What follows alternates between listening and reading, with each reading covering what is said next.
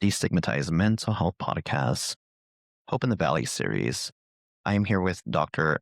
Ashleigh Herrera and our guest, Loretta and Chris LaMedica. Everyone, welcome to the podcast. And I'll be very honest with everyone and transparent. There is going to be no music on this episode. There is going to be no background effects. It's going to be a really raw conversation between all of us. And what we're here to talk about is to be able to highlight Carlos Marquez Forever 34 Foundation, a 501c3, a local nonprofit based organization here in Bakersfield.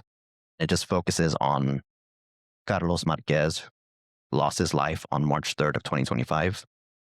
The time of this recording, it's about a year. It is a year and some days since he lost his life to fentanyl. And we really want to be able to destigmatize this conversation and be able to help families who may be going through similar things. So, Loretta, Chris, thank you so much. Welcome to the podcast. And thank you. Thank you for having us. Before we get started, I want to take a moment to acknowledge that, again, we are recording this at the 1-year anniversary of Carlos's passing. And I want to give you so much praise for, and just respect for being here. Just choosing to spend this day sharing your story to help others is the definition of turning pain into process. I really can't thank you guys for this. And before we dive in, where can people find you and connect with the Carlos Marquez Forever 34 Foundation? We have, we're on Facebook under Carlos Marquez 34 Foundation. We're on Instagram also at Carlos Marquez Foundation. And we do have currently we're working on a website, but you can reach us via email at Carlos Marquez 34FDN at iCloud.com. Or you can always call us at 661-567-5055. To start, could you tell us a little bit about who Carlos was beyond his struggles? What was his spirit like? What are the memories that you hold most dear? I could tell you, as I was sharing earlier, he was just a happy, curious little boy. Always, since he was little, always came in the room looking for me, always joking, dancing at an early age, always had a basketball, always wanted, come on, mom, let's sing, let's dance, always wanted to play. Loved the outdoors, loved to be outdoors. He would stand at the door and just cry to go out and go out. And, and that just stood with him as he got older. It just stood with him, as he got older. If I would let him go outside, he would come back in. What are you guys doing? Check on us. And then he would go back outside.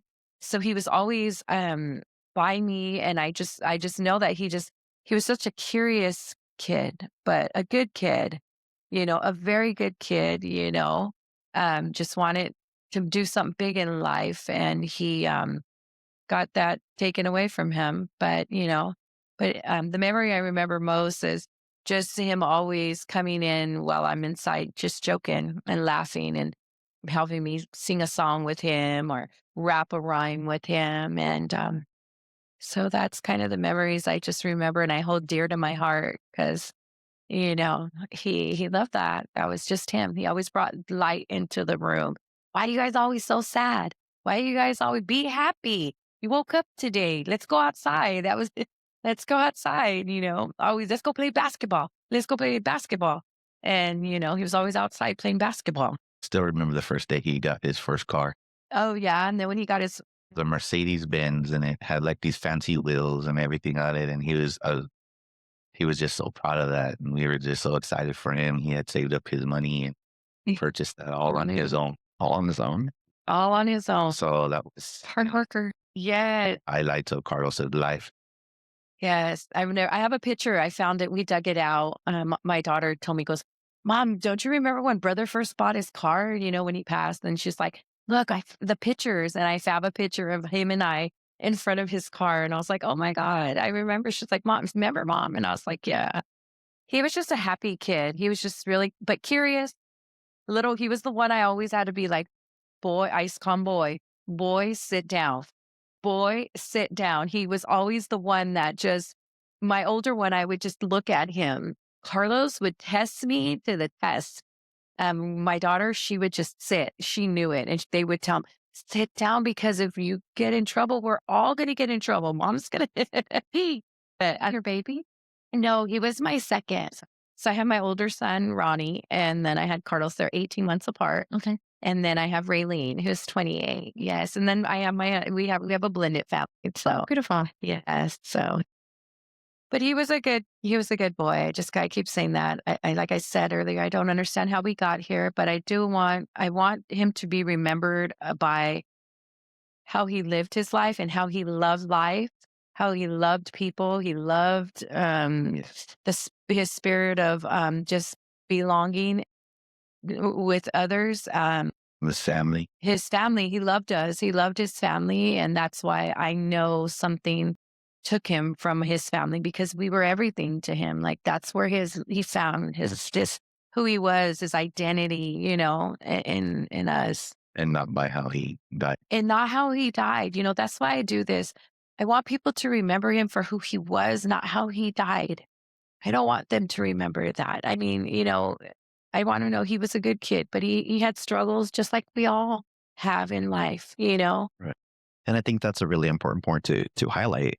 And I think Dr. Herrera could speak on this a little bit from our experience as clinical social workers, is that substances usually are a response to a symptom. It's usually because of the fact that they may be going through some anxiety, depression, and it kind of goes into some self-medication in that component. Of course, there are some other components. There's just the social factor, being able to go ahead and the peer pressure component as well. Anything that you want to add, Dr. Herrera? I think what you guys shared earlier, was that Carlos didn't know that he had been exposed to fentanyl. Mm-hmm. And that's really a big risk in our community, not only in Bakersfield, but, throughout the American West. More and more, we've seen the contamination of the stimulant supply. And people don't know that the drugs that they've usually been using in the past, which affected them one way, now have this deadly life-ending substance, because everything you've shared about Carlos says how much he wanted to live, how vibrant a person he was, how connected he was to other people, and that his life was ended prematurely and was totally preventable because he was poisoned. Yes.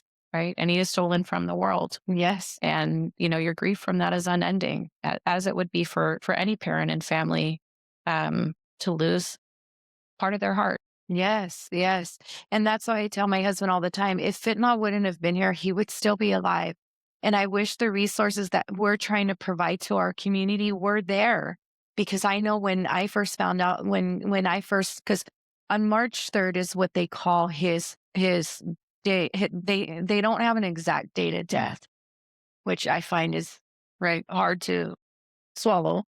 But they say his date of death is the date they found him was on March 3rd of 2025. And I found out on March 6th, which was a year to a day yesterday, is when they identified him and contacted me. But what I'm saying is that I got a little puzzled there. And what I'm saying is that if the resources that we're providing now and the education to say, hey, this is out there, do believe he would still be here. I truly do. I say that all the time because I provide resources to moms and they're like, I'm going to tell my child. I have parent presentations that I go to schools and they're like, how do you do this? And I tell her, because I don't want you to go through what I'm going through. So you're right. I truly believe that it's such an epidemic in our community. Nobody wants to talk about it. They say, oh, they're just a statistic, a number. But, since 2019, there has been, and if I'm going ahead, let me know, there's been 1,241 deaths in our county, in our community. That we know. And that I know of. And one of those are my sons. And they're not numbers. And people keep telling me, oh, they're decreasing, declining, whatever their verbiage. But I said, one is too many. That's someone's life. And my son's in that number. And until it's zero, then we haven't resolved. So I want to be a voice in the community. I want to share what my experience, real life that we live with and say, hey, this is preventable. If I can provide you a fentanyl test strip, if I can provide you Narcan, I'm not saying go out and do the drug. I'm saying hey, these tools that are legal can help prevent you from losing your life. I think that's what helped us on the foundation, the Carlos Marquez Forever 34 Foundation. Tell us a little bit about the name. It's extremely, to me, it's extremely special, and I'm sure that it means a lot to you guys. Well, when I first, let me back up a little bit. When I told you the story about, I didn't feel like I had a purpose anymore, and I cried out to the Lord, and I said, what am I going to do? I don't feel like I can live. And that's when he said, we're going to turn what the enemy meant for evil into good. I'm going to turn your pain into purpose. And I'm like, what do you mean my pain into purpose, Lord? And I could clear as day. And he says, we're going to not let Carlos's name be made in vain. And I said, well, how do we do that? We're going to always say his name. So I learned forever means it's a slogan that they use for people who lost their lives to any type of fentanyl poisoning for overdoses. So I said, well, what great would be to say Carlos Marquez, always say his name, and then add Forever 34. So it was birthed like that. I just said, okay, Carlos Marquez Forever 34. And he goes, babe, that's going to be hard for people to say. I said, no, they'll get it really quick. It's so long. It's long. So I said, no, I want his name to always be said and remembered. So I said, that's what was birthed to me. It's a conversation. And a lot of people will tell me, oh my God, are you guys Latino? Are you guys this? Or, and I'd be like, The forever. Yeah. So that's how it was birthed. Just something that I was given. And I always wanted his name to be said. And I love the way you said it, Carlos Marquez. And then the Forever 34 is because he'll be Forever 34. And then the foundation is just, to seal the deal, to say, hey. So that's how it was. Name's beautiful within itself. In previous episodes, how within the last name, the Latino culture means everything. Yeah. And modern day, just again, we need to acknowledge that modern day there are blended families. Oh, absolutely. And it's not just about where the original name came from, and the fact that the LaMedicas are able to embrace the Marquez. LaMedica, yes. And that's what it is. And I believe that when we're out in the community and we go to these events at the schools, like the kids see his face and hear his name, and I think they feel connected. I really feel that, because I don't want to, the Latinos, I grew up in a household, we didn't talk about our feelings. We didn't get to express if something hurt us, or we just felt something wasn't right. We didn't get to do that. My mom was always, it was the white elephant. No diga eso. Don't talk like that. Don't say that. We just didn't get to express how we felt. Dad was in the superior and mom just kind of followed along, and we didn't get that. So now I just want to be able to tell the community, hey, if something's bothering you or your experience, come out. Let's talk, Yeah, Loretta, and just so you know that you can speak Spanish here. Dr. Herrera is invited to the carne asada. Well, my husband doesn't know it too well. Well, he does, but yeah. No, I just, yeah. But I think touching on that too, Yeah. a bit, we just kind of felt like we needed to do something with our pain, because we did start to fall into like a pit of despair and wondering why this was all happening. And so we not only felt like we needed to do something, but just not only that, it is to honor Carlos's life and not let him be remembered as the man that was in the abandoned building, like it was portrayed on the news. And that's why we contacted the news. And they were wonderful. They came back out and they did a story on it. And we had a vigil there. Wow. And to just give him his name and let him be remembered by he was somebody and that he had a story. And we want other people in the community to know that also, because with this topic, it's not very popular for families. And It's a taboo. yeah, we have a lot of families that are real secretive and hush-hush. And since we have came out and we refuse to be silent, we have came out. Loretta's had numerous mothers, and we've had numerous families come forward, say, my brother, my sister, my dad, my mom, like my niece, my nephew, there's all kinds of families that somebody knows somebody if they haven't already been affected by fentanyl in our community. And so we just feel like it's a great need and that Carlos's life is not going to be in vain. That's kind of how the Carlos Marquez Forever 34 Foundation was birthed. And we've made it our mission to move forward with that. And because it's become part of who we are. Yeah, you're sharing how Carlos, I mean, the news had to, the news spin it in a certain way, and they kind of made it seem like, oh, this is just an individual that lost his life. He was using. However, there is a person. This is a son. This is a human. This is not just an individual that, was using fentanyl and died. Carlos, I mean, he went to Foothill High. He wanted to be an athlete. Before we started recording, you were talking about how he wanted to play basketball, and that was huge for him.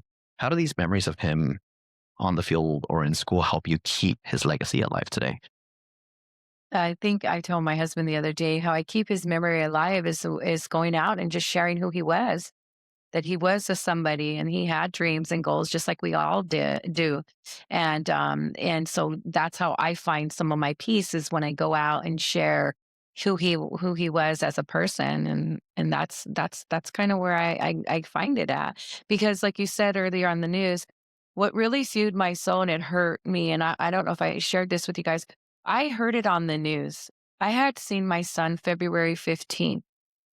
And we talked, and he's all, "Mom, I'm coming home. I need to change," because Carlos struggled a little bit. We'll get into that topic too, the last 5 years. But um, I had seen it on the news because he had told me on the 15th, "I'm staying on Forest Street, Ma, with a girl," but I don't watch the news. I leave the TV on. So I heard it. There was a man found in an abandoned building on Forest, and my soul just felt something. And I called him and he's like, "No, babe, we just seen him. I'll go look for him." And the reason I get on this topic is because when the news reported it, I seen just the clipping, they found a body. But when I heard the news reporter get on and say it on one of the 5 o'clock news, it said, there was a homeless man found in an abandoned building, but the moral of the story was the abandoned building.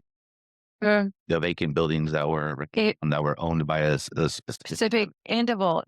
And it really, I told Chris, when did we come to a society care more about buildings that a human life, despite the circumstances of how he got there or how he lived his life, how are you going to dictate or say, that the moral of the story is the building is more important than a human life? When did we come to a society? So I had told Chris, I said, this is insane. I'm calling that news people. There, he was somebody. He was a son. He was my son. He was loved. He had family who cared, and that's where my little clipping came in and says, it's their story. They all have a story, and it's their story to tell, and it's not our story to assume. If you want to know it, come talk to me, and I'll share, the story with you. But that's what fueled me too. And I was like, I got to let them know that he was not just a homeless man found in an abandoned building, so. Dr. Herrera, the people that you've gotten to talk to, being able to be with Hope in the Valley, you've gotten to meet so many people that have gone through very similar stories and struggles. Is this a common situation from your experience, from what you've been able to see with Hope in the Valley? I think, unfortunately, as a society, we want to say that a substance use disorder is a moral failing. And then if you have a substance use disorder, that's a choice. You don't want to get better. And then somehow you're less worthy, less deserving. And if you wanted to fix it, tomorrow you'd wake up and it would be gone and you'd be back to being the most productive version of yourself. And there's limited understanding of the disease of addiction and what's needed in community, which is that we increase awareness, that we have these conversations, and that having the conversations and naming and acknowledging what's going on with our family members in these struggles that could end their lives is what's going to save their life. And you sharing, in my own family and in your community, people don't want to talk about this because then the fear is people are going to judge us. They're going to reject us. They're going to reject our child.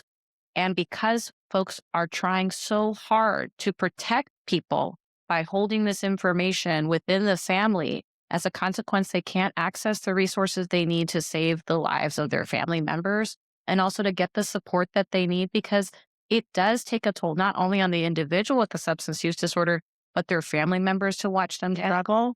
And when we come together, we have more access to resource and more power to make change and demand. We need the schools to do something.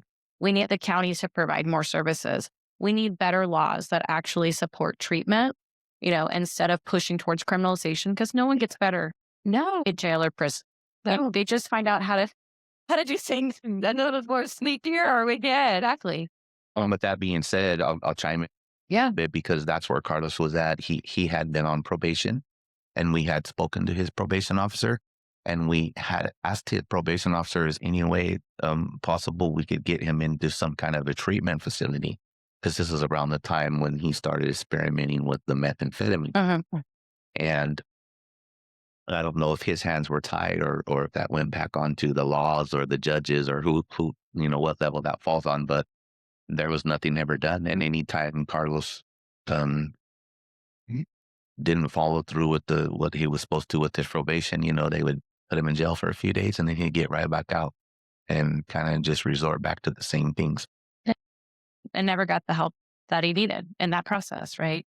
Yes, because as a family, I'll chime in too. Yes, Ms. Dr. Herrera. And as a family, you can only do so much, and then they get older. So we're like, hey, you guys have a little bit of, we're always going to be his parents. But you have a little bit of more authority right now because he's on probation because he did something he wasn't supposed to. So, hey, let's use that little bit. There has to be a law somewhere down there that, hey, he's using marijuana. He's now starting to use methamphetamine. Like, isn't there like a home or somewhere you can put him in to say, hey, let's get him in 1 year, 2 year, and maybe early on it could happen, but we needed more help then. And I felt, and I even told Chris, and I'm not downing anything because we all have our flaws. We all have room for improvements. And I'm not, but I feel like sometimes some of the entities did fail me when I did reach out, when I realized Carlos was starting to have this problem that I felt like was out of my control and they could have had a little more authority, but nobody helped. Nobody helped me. And so that's why I now want to be a voice to say, how can I help? Let me connect myself. Like you said, I talked to someone yesterday. We're like links. And the more we link and we collaborate with these organizations such as you, Dr. Herrera, and the school system, we link together, we become stronger and stronger, and we make a larger impact in our community. And as a grieving mom, that's what I want to do. I do it because I want other people to get the help that I didn't get or my family didn't get. Because like you said, it's a family thing. It's affected our older son. It's affected my daughter. It's our grandkids. The addiction that Carlos struggled with for 5 years, it didn't just affect him. I had to hear it from my kids all the time. You're always looking for him. You're always doing this. You take him home, mom, you get him. So addiction doesn't just affect the person. It affects us as a family. And now, so as we struggle for 5 years, now we're struggling that he's gone. And so now I'm picking up the pieces for my older son, my daughter, my grandkids, Sunshine. Why did Diego Carlos have to pass away? Why couldn't we help him? You get your little grandson or your granddaughter, so how could I answer those questions by saying, hey, I'm going to raise awareness. I'm going to get in these schools and I'm going to tell them that there's resources that I can try to do to help your child not go through. And I think the awareness for all drugs is great because Carlos needed help with that back when in high school when he started smoking the marijuana. Yes. It led to, some of the harder drugs. But for the record, just wanted to be known that Carlos was not a fentanyl user. Right. No, he wasn't. Fentanyl poisoned. I think that's what's happening to most of the today. And I think sadly, your story isn't unique, which is what's really the tragedy, is that there's been a lack of awareness, in many communities because these conversations aren't happening about what's happened to the stimulant supply, that it's been contaminated with fentanyl. And then folks who are not even trying to use fentanyl end up being poisoned and die. Yes. And it is a preventable overdose. And it's just, I as a parent, I can't even imagine what you've gone through. to lose the light of your life. Yeah. And no one else has to. And that's why I think your work is so important, that you're going out and having these discussions and we're providing education to folks. Hey, you're not ready to take all these steps yet. Or there are barriers in our community because we know we're under-resourced here. We don't have enough of the structures and support that people need to access treatment when they're ready. So in the meantime, let's have these conversations with families. Yes. This is happening. Yeah. This could be in the drugs. Talk about Narcan. Talk about the drug testing strips. What are some ways that we can give people immediate tools to get them from one day to the next while we wait for that miracle where they're ready to start a path towards recovery? Yes. Yes. And give them that opportunity, because it was taken from Carlos. Yes, I agree. And I believe that's why they call fentanyl the silent killer, because you don't know it's there. Mhm. You just don't know it's there. And I believe Carlos didn't know it was there. I believe it too. Whether it was given to him intentional or unintentional, it's just, you can't taste it, you can't smell it, You can't. and that's the deceptiveness of it, and it's not just showing up in the pill form anymore like it was back in 2019, 2020. It's showing up in the powder form, liquid form. Nowadays it's in the vape pens. The kids are vaping. It's coming in strawberry, pineapple. Yes. So I think it's very important to have this conversation. And with that being said too, I believe that is one of our goals in the future, is for us to have a place. And that is what we're working towards now. The Carlos Marquez Forever 34 Foundation is having our own facility, our own place, where we can create a safe place where people can come and we can have these conversations, because so many families and people in the community, they're going through the same pain and hurts we are. And, they're finally starting to come out and talk. And a lot of them don't want to talk like we're talking. So I feel in some senses I'm being a voice, because I always ask, can I share a little bit of your story?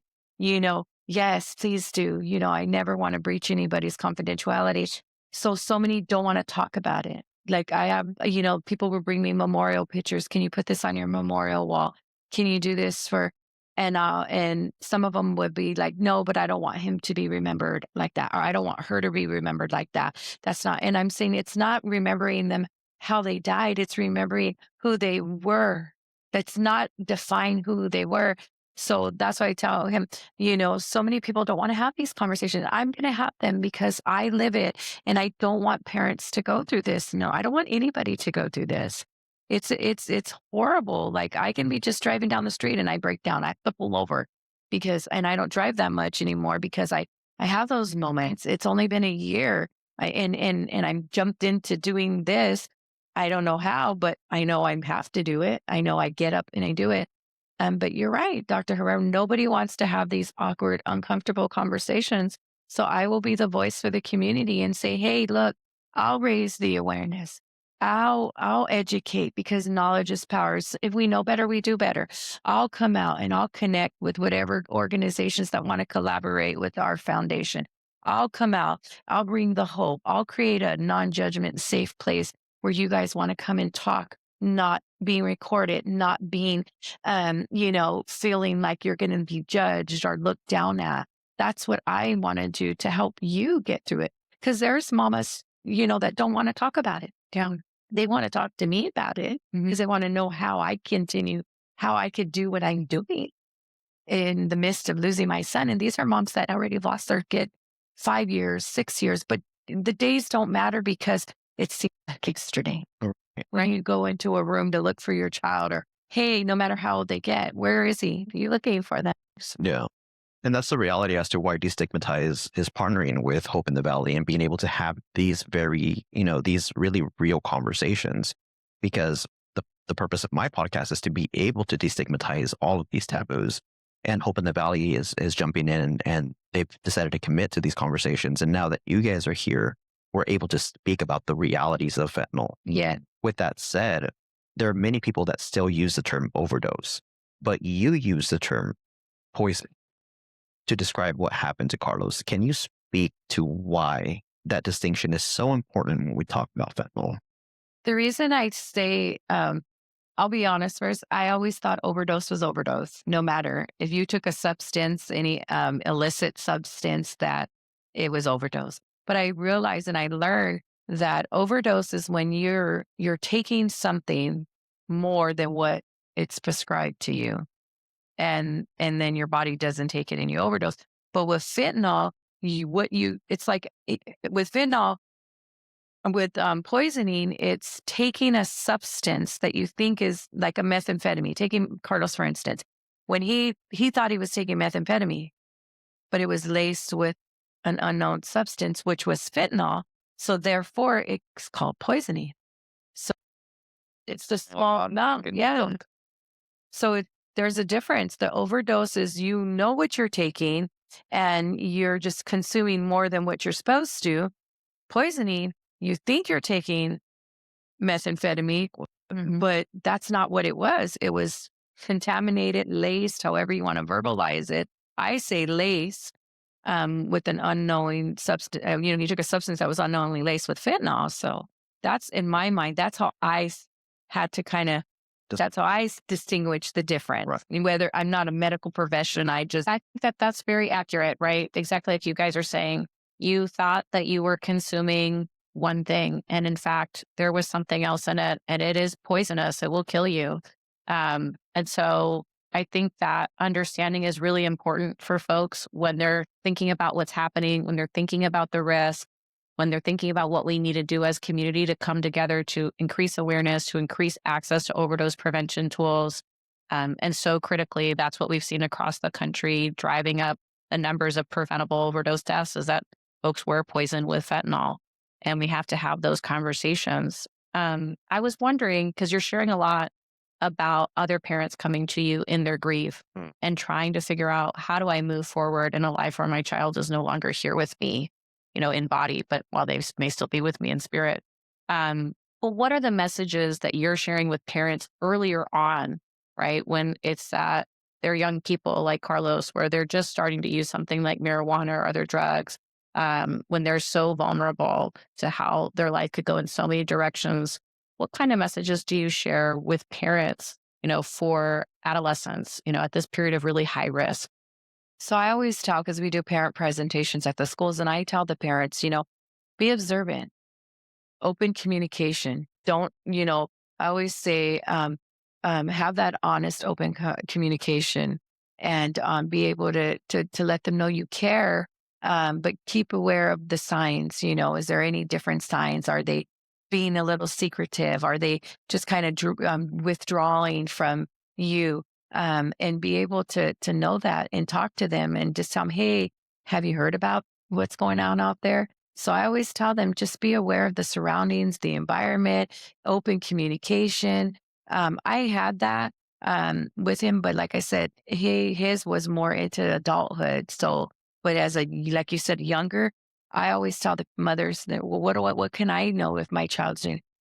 Just watch their friends, watch where they're going, what they do. There's not really a right or wrong. It's just kind of learning your child, learning their habits. If there's any change in because your child, when they're happy, they're sad, or they're just cranky, they're hungry. And you just got to learn it and then know how to communicate without judging them, or accusing them.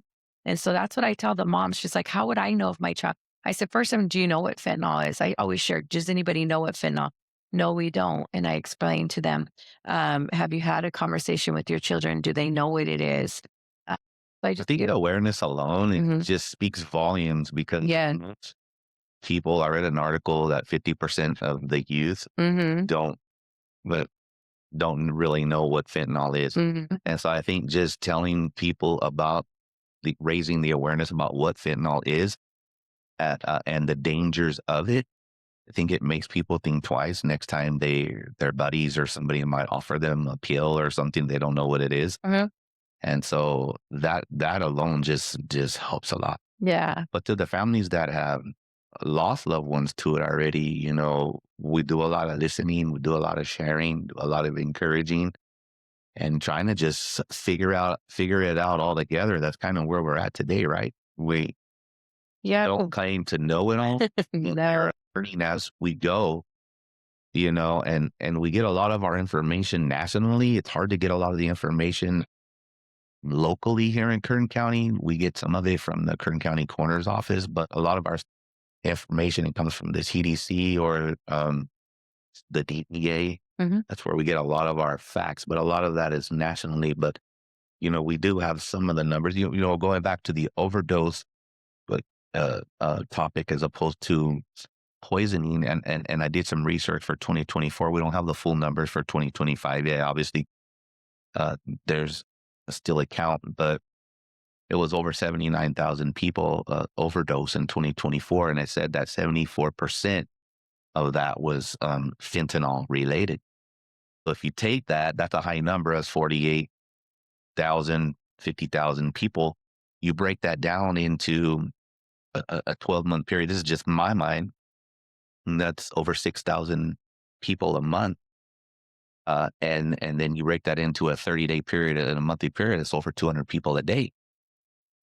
So I know that there's been conversation before, but that's like an airplane falling out of the sky every day, 200 people. Mhm. And it's like, what are we doing about this? And I just truly believe we have to do better. And I believe when we know better, we do better. And that's why we want to be that voice. And we don't want to be silent about what is going on because, yeah, it's just not, yeah, it's not a fun thing to go through. I also wonder, because in our community, we have some unique challenges. We've got a lot of folks who immigrate here to Kern County, work in agriculture to be able to support the whole country to be fed, and they're Spanish speaking only. What do you think is important in terms of reaching out to Spanish speaking families, making sure that they're able to understand this information and these kinds of risks that are coming up all the time, right? Like you said, there's fentanyl, then there's xylazine, then there's nitazines, right? The drug market is evolving all the time. And so the risk is ever changing. And how do we help families keep up with what's going on to keep their young people safe and alive? So when we do the Hispan, we have an interpreter. I don't personally have one. I have been very blessed and honored when I go to speakings, they'll ask me, do you need an interpreter? And I'm like, yeah. Most of the families are. Most of the I don't even know a percentage. And I told Chris, we need to look at a percentage because can't give you a percentage right now. But majority of them are Spanish speaking. They speak English, but their primary language is Spanish. And so we get an interpreter. I'm learning it. I can't say some of the terminology. I'm barely learning how to say it in English, in grieving as a mom. But we have an interpreter there. They've been graceful to give us an interpreter. And their thing is, my daughter doesn't do fentanyl. She does marijuana. And then we have to tell them, but yeah, we're able to reach them. So what I just recently found out when we hand out pamphlets and little cards, I'm starting to see if I can get them translated into Spanish. Yeah. I'm working with one of the, she's like an avid, she works at the school, Del Oro, Alice, and she does like for at-risk kids who get caught with drugs. She's Spanish. So she's been introducing me, hey, you can find this in Spanish too. So I'm learning that. But the population, we just get an interpreter. I have a friend that goes with us to events. She's very fluent in Spanish. I speak it, Spanglish, it's gone away from me, but she'll help me and I'll tell her. So she'll stand there and she'll interpret it. And a lot of them understand. It's so amazing, Dr. Herrera. You could talk to them, my story in English, they'll tell me, sí entiendes todo. They'll tell me, I understand everything you said in English. And I'm like, wow. Because I think it's heartfelt. Mm-hmm. As a parent, as a mother, as a father, as an aunt, as a grandmother, they're like, I understand todo lo que they tell me. I understand everything you told me in English. Mm-hmm. Or they'll tell her to stop, oh no, I understand. I entiende. See, I understand it. And so, but that's what we do. If they don't understand it, we get an interpreter to relate our message. And then we're just trying to get paperwork, the curriculum we give in Spanish as well. That's outstanding. I think that's so responsive to the needs in our community. Yes. And, certainly a value that I know Ramon and I have is, that things are linguistically accessible because you can't leave whole populations out, especially folks who are really at high risk and need the most support because they're working so hard. And, they need to be able to provide their children with the information and support, and then the awareness of the signs to look out for so they can support them. And even as they're aging, right? How can I, as a parent, show up if my young person, if my middle-aged person, my child across their life course is struggling with addiction? What do I do next? And so that kind of brings me to that conversation about how have you centered stimulants as part of this conversation around risk, because we know that there is this potential for contamination or it being laced with fentanyl. When you say stimulants, can you? The stimulants like methamphetamine or cocaine. Sure. Is that part of some of the conversations that you're talking to folks that, All the time. We had a lady contact us from San Bernardino. Her son was 24 years old. She sent a picture for us to put on our memorial wall, and he was working, doing great kid. Had some issues, some problems. He went out for a night with his buddies. They start drinking. Somebody offers a line of cocaine. It ends up being pure fentanyl instead. And that's it. It's just one bad decision, one bad choice, and it's all over with. And so it's happening more and more. That's what we're seeing more and more, right? That none of the stimulants, none of the drugs, the methamphetamine, the cocaine, the things like that out there anymore. The majority of it is all contaminated. It's all being laced. Yes, it's no longer pure. It's contaminated. It's all. And it's just a matter of getting that one wrong dose. We've also been out on the streets too, around the area where Carlos would hang out, and spoke to some of the people out on the streets, did out Narcan to them, and listened to their stories. And a lot of them had told us they're not fentanyl users. Right. And they're trying to be stimulated through some of these drugs, but they can't, because they said it's all laced with fentanyl. And so they find themselves falling asleep. They find their bodies aching because I guess that's what the fentanyl does to the body. And so, yeah. And it's so amazing because, not amazing, it's just, I tell my husband, this drug, it's affecting all walks of life. And people are losing their life because of someone else doing something, the drug. I don't know if I'm saying that right. I lost my train of thought. Help me out here. Yeah, I think that it has changed the conversation, because before it was easy for people to say there's one type of person that has this problem. Yeah. Right. Where in fact, people struggling with a substance use disorder can walk all walks of life, all races, ethnicities, language, age, ability, disability, different types of socioeconomic status. It doesn't matter. And the consequence will be the same for everyone, which is the loss of a life that didn't need to happen. Yeah. And I think coming together and being so brave, and being so brave in the midst of your grief, to share and say that I have to speak up. I have to let other people know that this risk is there, and what can they do to reach their hand out to their child, no matter what the age of the child is. Yes. So that they can walk through this together is so important. Yes. To saving lives, but also offering that hand to folks who already have been tragically stripped of their child from their life, and saying we have to come together and keep walking forward. Because if we don't, the outcome will be the same for someone else, and no one else should have to go through this. Yeah. And the majority of people that we are talking to, or we're hearing the stories, and they're unaware that it's there. So I think in community's eyes or society's eyes, a lot of times when you mention drugs or you mention fentanyl, they think of the man in the alley or the person out on the street. And that's the misconception that we're having here, is that most of what's happening with this fentanyl is it's the teenager in school. It's the athlete that struggled, that got a pain and got a peel, or it's a person that went out with the buddy for a night on the town and ended up trying something for the first time, and then it ends their life. But also that we are working with families right now where there are babies involved, and so we have where a child got into one of their parents' guess was sitting with one of the parents, and there was some paraphernalia in the home, and the baby touched it and got into it. And so there, and that's how potent that this stuff is. And so we just want everybody to be aware of the dangers and the risk of it, whether they're users or non-users. Because I think we come to a community where it's beyond just the drug addict anymore, or the person addicted to a substance. This is not the case anymore with this fentanyl. From me being out there now, just since the time I've been out there, less than a year, maybe a year now, these are kids that never had any struggles like Carlos did, experienced marijuana. They never did drugs in their life. Straight A students, gone out with their buddies, gone to,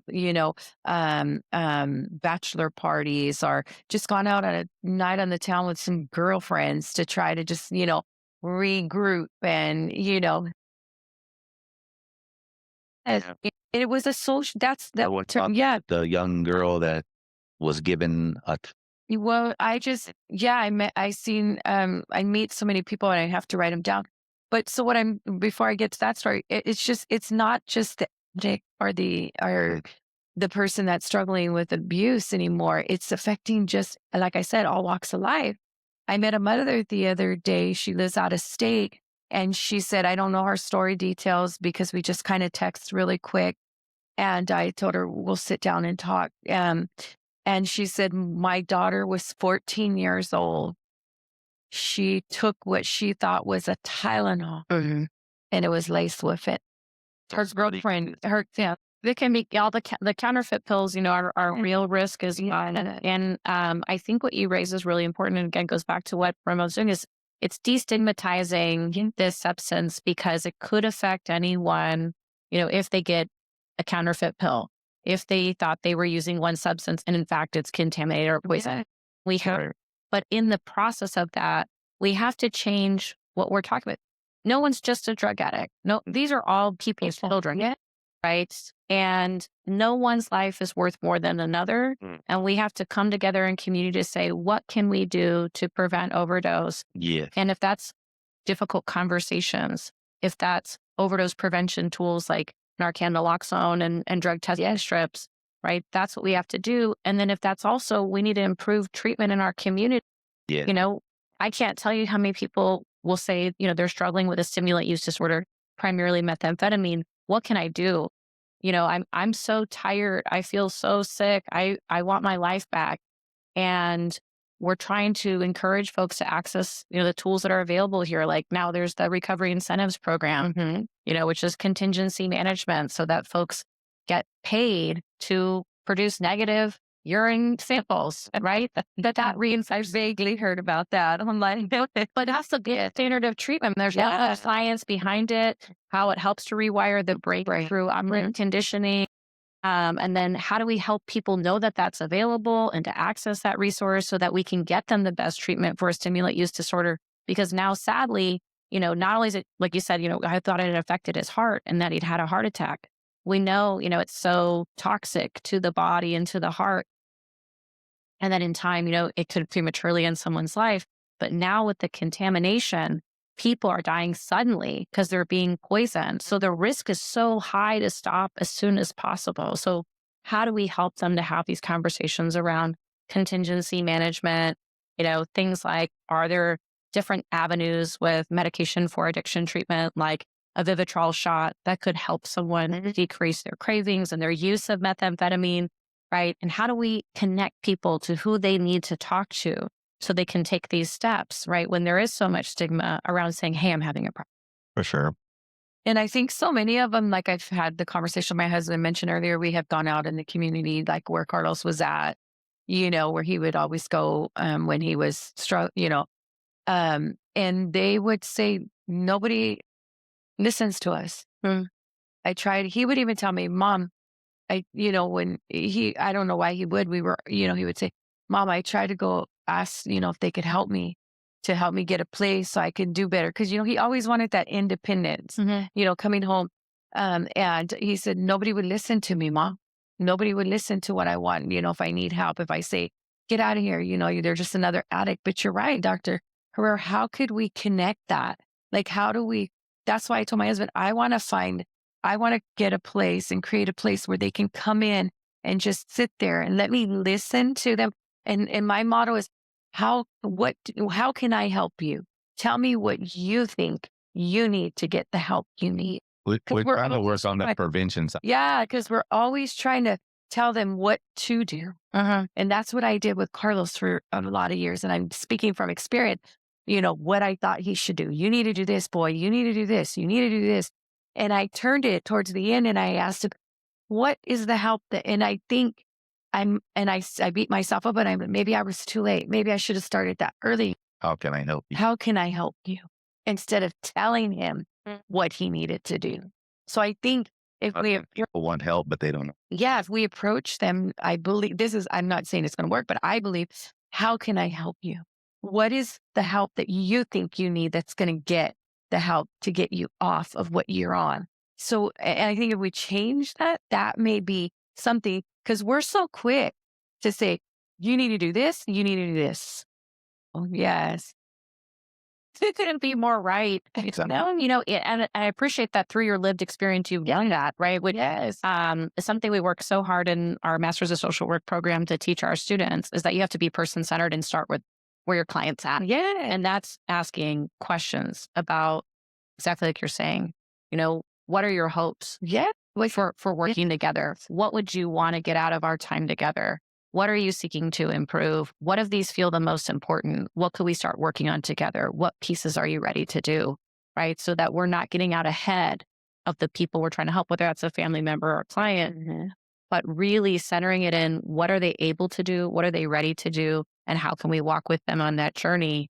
And I think as a parent, that's a really big shift, because all day long, I'll tell my girl, pick up your shoes, put that away. Right. That's how we're used to giving direction. Always. And that's how we think we're guiding them to become, young people in the world who are able to care for themselves. And we have to slow down in some of those moments and really think about, especially when someone's struggling with, the chronic disease of addiction, right? How can I best help you? What are you ready to do? And then not all parents know what are the resources, because they're not, they're not providers. They're not addiction medicine specialists. Yeah. You don't know until you have to know. And then sometimes it's too late. And and essentially you guys kind of hit the question that I really wanted to ask, which was, for the parents that are currently in the thick of it, exhausted and trying to navigate the system that doesn't listen to these individuals. I literally went through this week where I advocated for a guy that they did so wrong. And I was just, oh man, you guys should have seen me that last week. I was not friendly. I was not, I wasn't, I was advocating for this guy that no one else would advocate for. So for the parents that are going, or parents, family members that are in the thick of it, exhausted, trying to navigate the system, what is one of the things that you know now that you wish that you would have known back then? Like as I told Dr. Herrera just a few minutes ago, asking, what do you think you need to help? What kind of help do you want? Meet them where they're at. Yes, because like I said, we're so quick to say, do this, you need to do this, but their mind is being contaminated with the substance that they're taking. So if we kind of give them that authority back and say, okay, how do you think you need the help to help you get off what you're doing? And I'll share a little story. It came to my mind right now. One of the last conversations too I had with Carlos, I said, have you decided? Because I had already asked him this question. Well, what do you think you're going to need, son, to help you get off? And I remember the last conversation, I said, have you decided what you think you would need to help? And he told me, yeah, Mom, I think I want to go to this little program and Jericho something. And I thought, well, wow. I said, well, let me know what we could do. But he met a girl and that kind of went up. He wanted to get back. And we want to get back. But back to your question is, if we make them feel like they're important because they feel unworthy, because however they got to where they're at, whether it was trauma, whether it was abuse, whether it was just life just kind of hit them in a wrong direction. And I think if we let them know, one, we're listening, and then let them choose, like, how can I help you? Giving them that option. Absolutely. You mentioned that Carlos met a girl. He was also struggling for 5 years with addiction. And I'm sure that that journey affected the family. It affected his loved ones. What do you wish that people understood about the complexities of trying to help out a loved one who is struggling with addiction, homelessness, and mental health symptoms? Because when you bring up the girl, my mind automatically goes to what society thinks and what I, as a social worker, think. What society thinks is he's just trying to get he's only trying to get this instant gratification, and it's just that. No. This young man is trying to find love and affection and attention, and he's trying to connect with someone because that's what we as humans do. So it's not about that instant gratification trying to get his. It goes above and beyond that. So what would you tell these families, or help our viewers and our listeners understand what is the journey of how the family struggles knowing that their loved one is struggling with this addiction? So I think as us as a family, as me, I truly know in my heart, Carlos knew he was loved. I knew he was loved, but he started searching for something as he got older. And I think being in a relationship that he thought that that was his life, like he found like that's where he was going to be, I think he lost a sense of himself in that. And so his life kind of revolved around being in a relationship, and he thought that that's where he was going to be.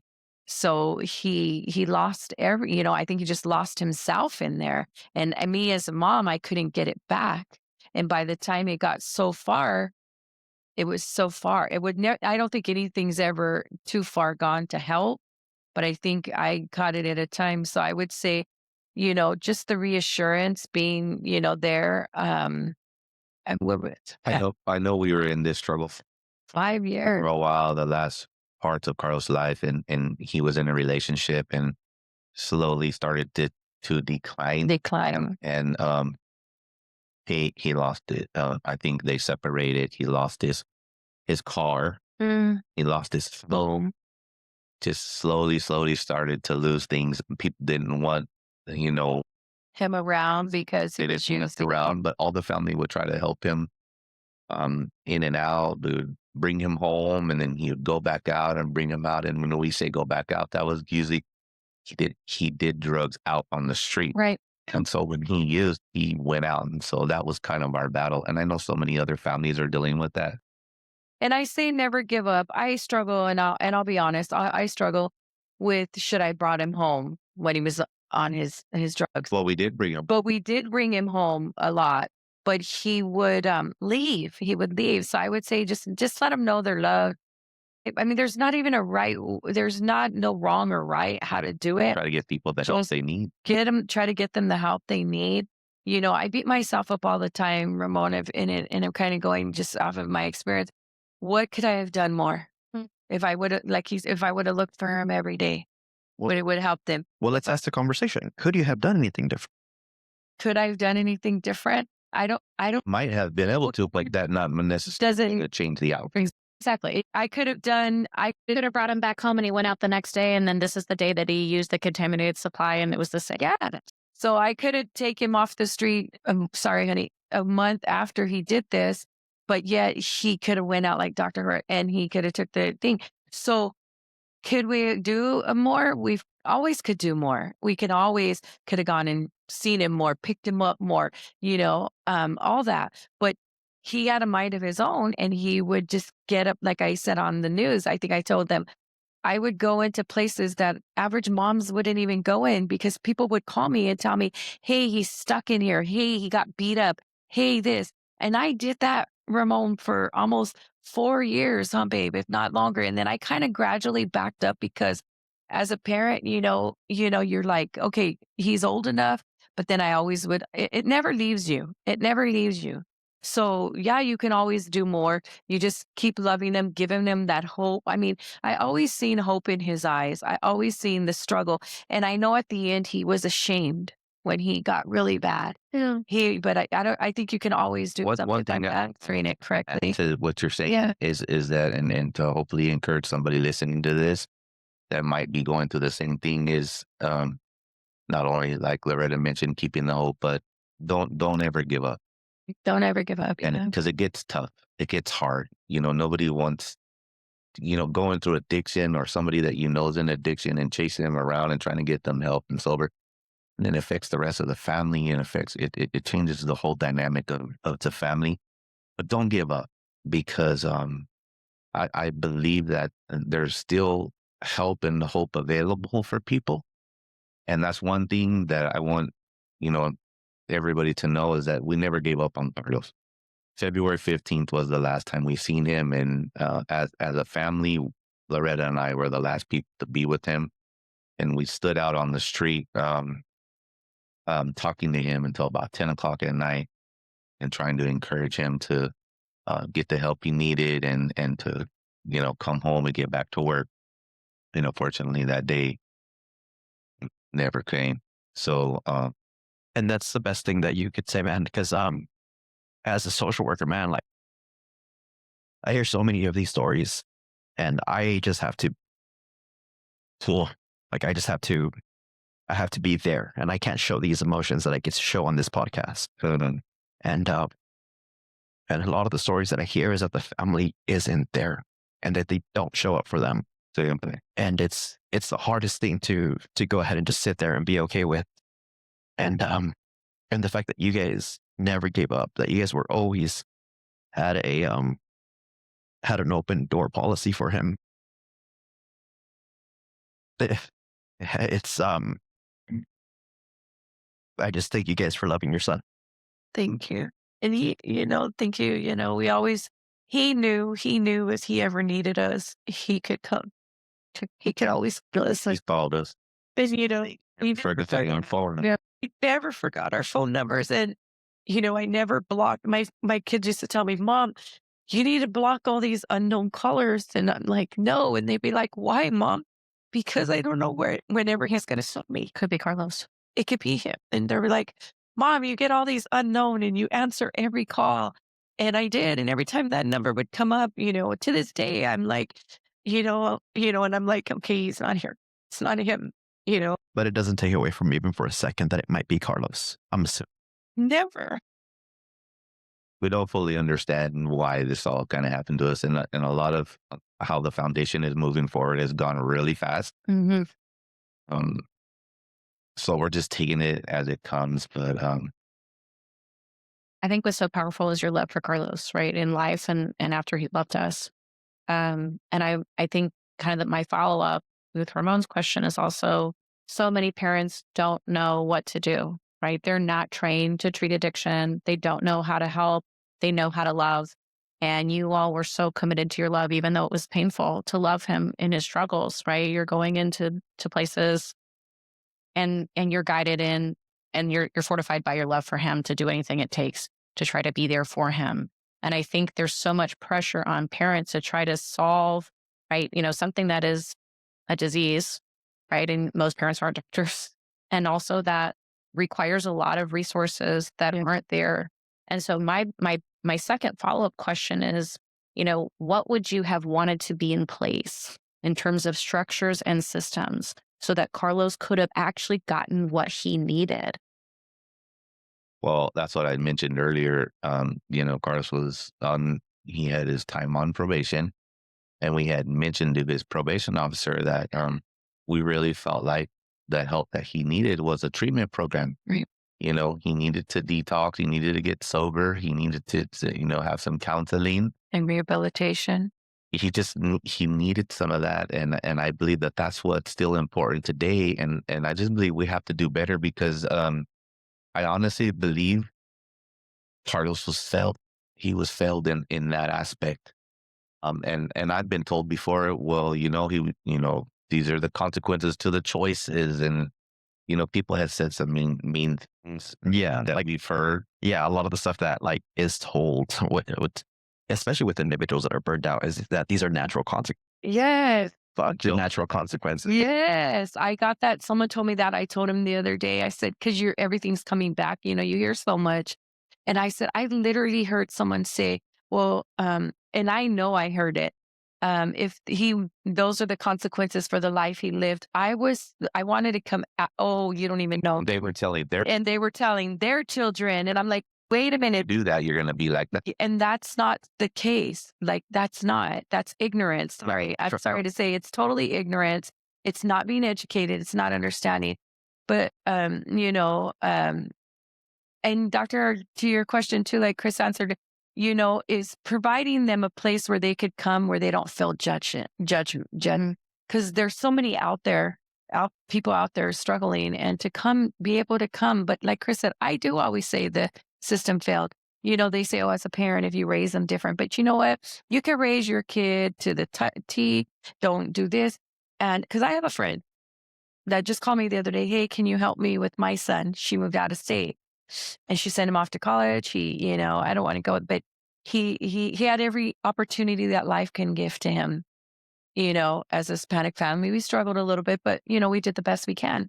And, he winded up, living on the street. But I think there needs to be more resources available to families and especially to the individuals that are struggling. Yes. There needs to be more mental health treatment. There needs to be more counseling programs, maybe if they're court appointed or not court appointed, I just think locking these people up, letting them out, and we just have to do better as a community. Yeah. And there's, like right now, at the time of this recording, there are some resources that exist. And there is the Telecare Recovery Station on Kentucky Avenue. And people go, as long as they're with a mental health provider, they're able to go ahead and go there, get sober up for the night. And then the recovery team will go ahead and get them connected to either Good Samaritan Hospital to go ahead and do a detox program, or things like that. There are things that exist. However, those programs could definitely improve. Care Court, the passing of SB 43, what is a recent one as well as Prop 1. Those are recent passings. And again, we're seeing a lot of the struggles of that in real time. And again, that's where a lot of our government officials could go ahead and come in, have conversations with the LaMedicas, and be able to go ahead and have those conversations with this foundation, and be able to go ahead and go from there and hear it from them. If you guys are going to hear it from mental health professionals, hear it from the families, because these are the ones that understand, the realities of what are happening. And we could go ahead and provide the research Dr. Herrera is providing, and that will help as well. However, these are the faces that are really being able to go ahead and see what is happening, because it did happen to them. It affected them to the core, and it's still affecting people. And that is, just going back to, especially as we conclude this episode, you turned your pain into purpose through the Forever 34 Foundation. What was a specific moment that you realized, I have to start this organization? And now, what is the primary mission? Well, Go ahead. I just want to say before Loretta speaks, tying into what you had just said, not only do we need more help and resources for the individual, but for the family. Yes. And so after we experienced this, we searched and we reached out and we called places, and we were trying to find who's doing anything that has to do with fentanyl. How can we get help as a family? And we didn't find that. And so I think that alone is kind of like, hey, we got to do something, like Develop support groups, and just be able to. Yeah. So, as Chris mentioned, after Carlos passing, and I found out it was fentanyl poisoning. So I reached out to our community, and I was like, there has to be an organization. There has to be somebody that can talk to me about this fentanyl. Because, I heard of it, but you don't learn of it until it directly affects you, right? Is that some of us are. So I reached out to our community, and I'm like searching, who does this? Does anybody know what fentanyl? Do you bring awareness? How can I collaborate? I just lost a son. I need to figure out how I can give back, and there was nobody out there, Ramon. Well, there's Dr. Rick. few people. Well, I shouldn't. It's hard for us to get. No.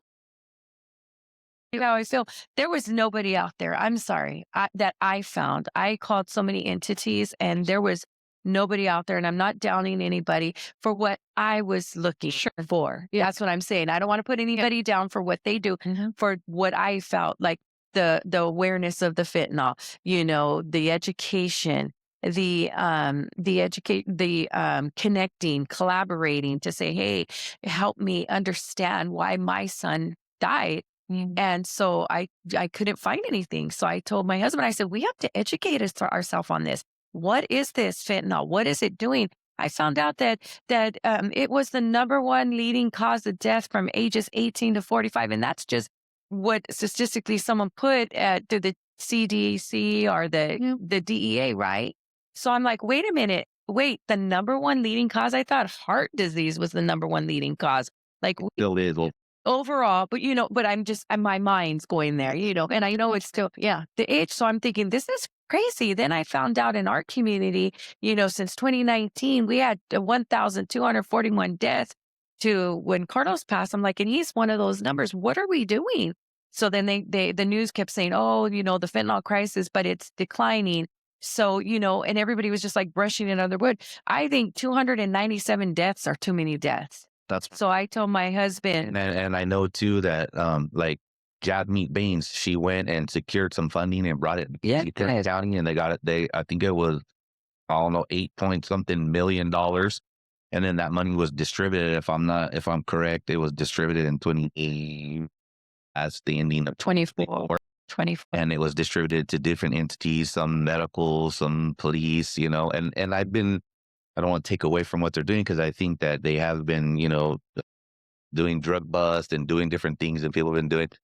But that's a lot of money to not even mention National Fentanyl Awareness Day. National Fentanyl Awareness Day was August 29th. I remember seeing Dr. Herrera, with a bunch of flags and I said, oh, I wish we could have went to that, but it would work. You will join us this year, and I hope you'll join us at our Overdose Awareness Symposium. And we would love to feature you all as guest speakers at the university and just continue these conversations. That'd be great. So, in the future, with that being said, all the funding as of now, what Loretta and I are doing, we fund out all of our own pockets, but we're working on a larger scale. We think that we need to raise the roof on this awareness. And we would like to have billboards, and we want to have some commercials and things where people can see their life stories, and really get the message out there. Wow. Well, let's talk more. Yeah, you got support from me as well. I mean, yes, we want to center your ideas, and you all know, sadly, from personal experience, what do you think others need to know to be able to have the preparation, the support, the connection, the community to move through this and to save their loved ones. Thank you so much. Thank you, Dr. Herrera. We appreciate that. And we just thank you guys, and just, I told Chris, I can't script it. I got to just say what comes to, there's no way we live it. So, but that's how our foundation is. And our mission, I just told my husband, our mission is to just raise the awareness, educate, connect, and collaborate with whomever we need, give hope, and just create a safe, non-judgment environment. And we've been working on the prevention side of it. So when we do find people who want help or need help, we can refer them to those, We do have nunlocks, and we were able to, because we're a registered nonprofit 501c3, I'm learning that term.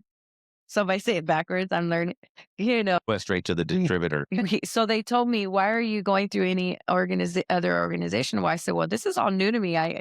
She goes, well, if you're a nonprofit, you can just come directly to us. And I'm like, oh, okay, well, I'm barely learning. I had to get my certificate, and I'm learning how to administer the naloxone, which I found it was very easy. But, we have to have the certificates and all that to make sure I'm not going to harm anybody, which she's like, but you can't. And I'm like, well, you just got to make sure. So we're just trying to just be out there, and just our foundation is just. And we received some from Dr. Yeah, I love those little Black kids. Everybody asks. We would be happy to donate more to your organization. We get asked all the time, and I'm like, they're not mine, because I keep it on display. And I say, I got that from Dr. Herrera, and they're like, do you know where to get them? And I said, no, I'm barely learning all this. I don't know. But yeah, we're just out here just wanting to make the awareness, and whoever we can collaborate with, and to be able to say, hey, you know what? How could you come alongside us and help us out in fulfilling the mission is for our community. This is for our community. It's not for Chris or I, like I shared with somebody last night or yesterday.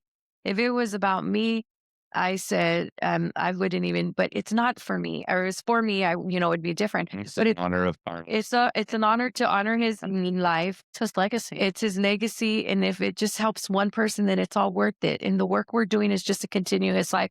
and just continue to collaborate and be stronger with other people. We just want to thank everybody else in the community that might be watching this that has helped us along the way. Yes. The pieces of the puzzle are fitting and the dots are being connected, and all the people that we've met in such a short amount of time. And like one instance, we were able in 2025 to speak to 800 students at a junior high school. Sequoia Junior High. With all these 7th graders and 8th graders. And we were able to share Carlos' story and then interact with the students to see what they knew about the dangers of fentanyl. And it was really touching to see. And we're planting the seeds out there, and hopefully that's going to help them. And so now, as we're speaking, we're working with some other people through the schools. So we got a couple high schools we're working with to do presentations stuff. And so we're really excited about that, just to get out there and What's presentations? we know it's making little marks in the community, but we know that it's making a great impact, because if one life is being saved, then it's all worth it. And we're doing Walk for Lives. I was honored to be collaborating with a few other mothers too. So I started that last year. Well, I didn't start it. I partnered with them. They had already started it. My sister had heard about it on Facebook after Carlos passed. She was like, "Sis, look at, they're doing a fentanyl awareness walk." And so I United Against Fentanyl. One of the girls, there was a lady here who started it, her and her sister. It was the baby that lost his life. I don't want to say names because I don't know if I could say names. Well, it's public. Yeah. So baby Zeke, the aunt for baby Zeke, and then Jeremiah's mom, Sherry, they went ahead and they started it last year, but they were having a little struggles in getting it promoted. And so I came along and I said, and nothing that I did, I joined them and I said, "Hey, would you mind if I joined you? I just recently lost my son to fentanyl, and I think it would be a great, asset to come along." And so we were able to start this, and we do a walk this will be our 2nd annual. Wow. So we go out now and we just share Carlos' story like we're doing here. We have a lot of vendors that come and table. We have Bakersfield Recovery, a lot of them that just come out. I want to use a lot of names. I don't know if I can. Yeah. So, we have Bakersfield Recovery comes out. We have Aegis, John with Aegis. We have Jordy. I love John. Yeah. I don't, and I believe everybody comes to my path for a purpose. Yeah. I do. And I love John. John's like, "Loretta, whatever you." The probation, I got to meet Justin. Yeah, Justin. The church. Yeah. So we met all these people. County outreach. Yes. So Kern County, yes, they're attending. So we just collaborate. We're not, like I tell people, they're like, "Do I work with you?" And I'm like, "No, nobody works we're really learning this. We're just collaborating, with people." So I don't want to baffle on you guys. You're not at all. I think you're doing so much at the same time in a time of your own grief. And it's truly incredible and speaks to the power of a parent's love, right? Because not only did you take it upon yourself to get a lot of education about an issue that you previously didn't have to know anything about, but then you said, "I'm going to start a nonprofit organization, something new to me. I'm going to engage in prevention. I'm going to figure out how to navigate the school systems here," which is complicated to do. Yeah. To be able to offer these, not only to students, but also to parents. And at the same time, I want to support parents in their grief and provide connection support. And I want to raise community awareness by putting on events. And, right, Ramon's added something else to your plate about talking to county supervisors, talking to state assembly members and state senators to talk about what is needed and what more can be done for communities like ours to prevent death. So, Loretta just met with Leticia Perez. Met her at an event, and I went up to her because I was like, "Lord, is this where I'm supposed to go?" So I just went. I got invited to another event. I wasn't tabling. I wasn't sharing anything. They asked me, "Can you just come out to support me?" Yeah. So I said, "Yeah, I'll come out to support you." I said, "Come on, let's just go support the person." They asked. Yeah. And so we were there, and I seen her at the side of my eyes, and something kept telling me, "Go introduce yourself, go." And I'm like, "No, this is not the time and place. This is not for me." And it just so happened she was coming out and I was going this way, and I looked at her, I said, "Hi." And she's like, "Hi." And I said, "I'm Loretta." She was, "I know who you are." She was, "Get my assistant and I want to talk to you." Mm-hmm. So she gave me 30 minutes, and I'm talking 30 minutes on the dot. So I got to sit there and she goes, "How are you doing this?" And I just got to share like I share with you guys. And she's like, "I want to be a part of it." I think a lot of people are willing to help. Yeah, and we're just trying to take the help. Like I said, I just I want know to, good is going to come out of yeah, loss of Carlos' life. And so I don't want his life to be in vain. I want to, I just want to keep saying his name and saying his name and saying his name and saying his name so that we will, I don't think I'll ever forget. You just feel like, do I forget him?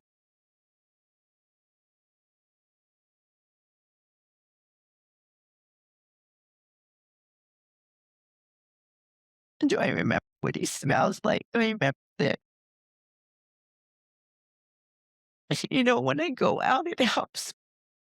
It really does, Dr. Herrera. It helps me feel connected more to him. Like I'm doing, like I'm living his life to what I'm doing. Like I don't know how to explain it. Like I told him, that's where I find some of my happiness and peace. I find my peace in it. And, that's where I do. And it kind of affects my older son. He's like, here he is again, it's all about Carlos again, and it's not, he's fun, but everybody handles grief different. And my son, he's handling it different. And I don't know. It's just tough. It's hard. You guys are doing really important work, Uh-huh. and you guys are having And you're good. You guys are doing really important work. You guys have been able to go ahead and make a 501c3 out of all this loss, all of this grief. You guys are providing resources and education. You're having intentional conversations to finally work towards destigmatizing a lot of the struggles that not just Bakersfield is experiencing, but the rest of Kern County, the rest of the world is experiencing. And honestly, you guys should be really proud of the work that you guys are doing, because you guys could take some time and just grieve. But this is the way that you guys are grieving. yeah, thank you, Ramon. And Thank you. the reality is that you guys don't owe this to the world. You guys don't have to do. No, And thank you. you guys are doing this out of the kindness of your heart for his memory. And you guys are doing something that's bigger than you. And I just thank you both for that. Thank you for having us. I think what it says about your family, that in the hardest year of your life, you have done some of the most powerful work possible that you could offer to our community and really address this gap where there's a need for conversation, there's a need for resources, and there's a need for a space to heal. Yeah.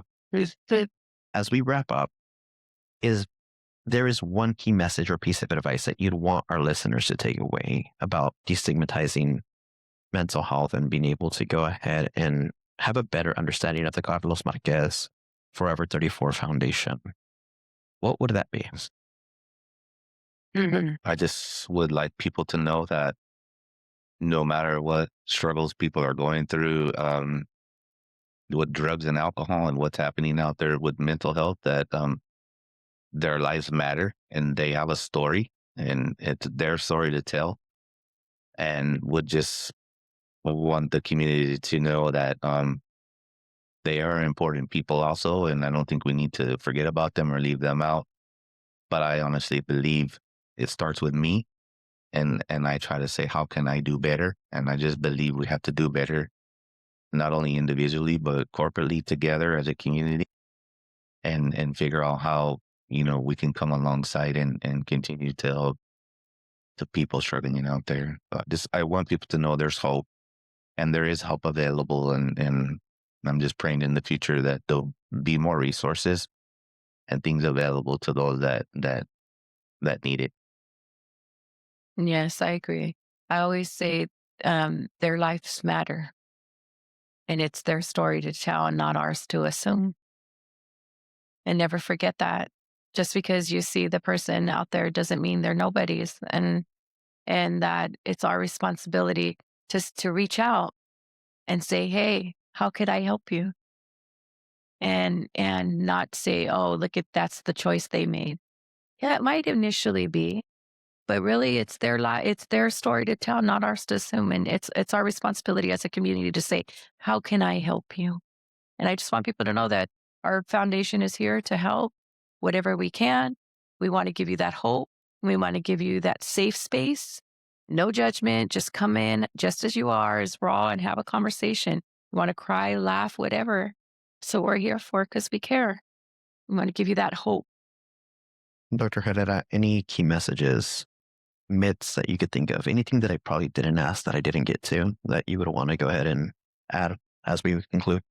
I think just putting our arms around our children, whether they're young or, they're in their 20s, 30s, 40s, and they're going through something, knowing that they're loved. We never have enough opportunities to tell them that we love them. And especially in the times of their deepest struggles, and you guys are a living example of that. The door is open. I'm here. I'll follow you into the streets.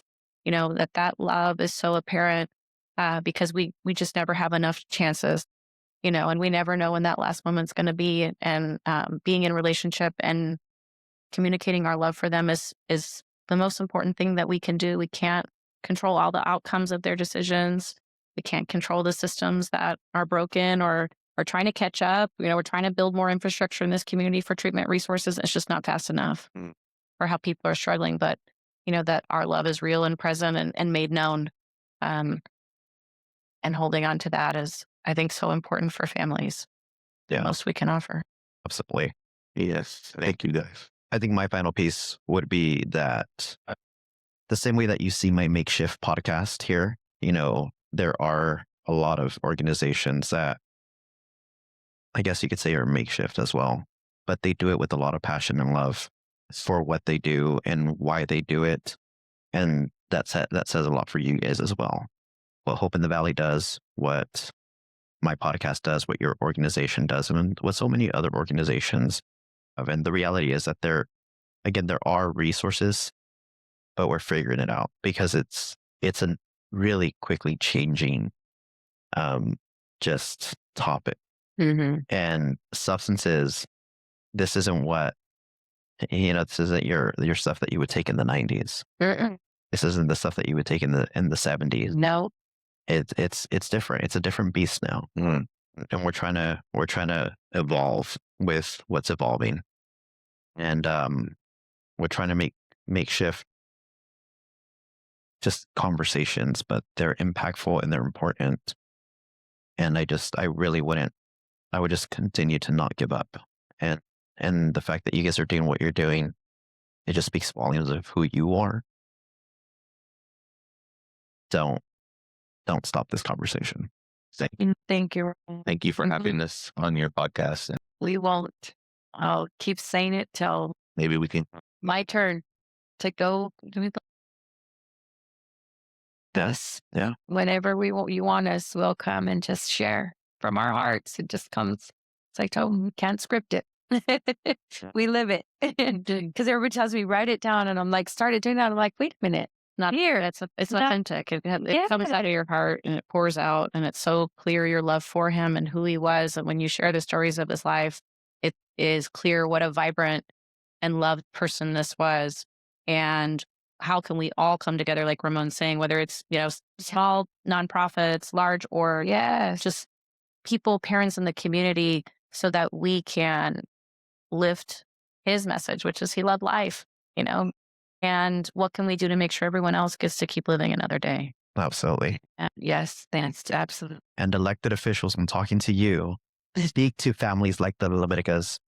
They are the ones that understand and what's going on and just listen to them. So, but once again, this was Destigmatized Mental Health Podcast, Hope in the Valley series, highlighting fentanyl epidemic and the Carlos Marquez Forever 34 Foundation with Loretta and Chris LaMedica. You can share this episode and past episodes of Destigmatized Mental Health Podcast, Hope in the Valley series on Apple Podcasts, Spotify, wherever you listen to podcasts, and we're also on YouTube. Chris, Loretta, and my awesome co-host, Dr. Herrera, thank you all so much for your time. I really appreciate it. Thank you. Thank you. Thank you.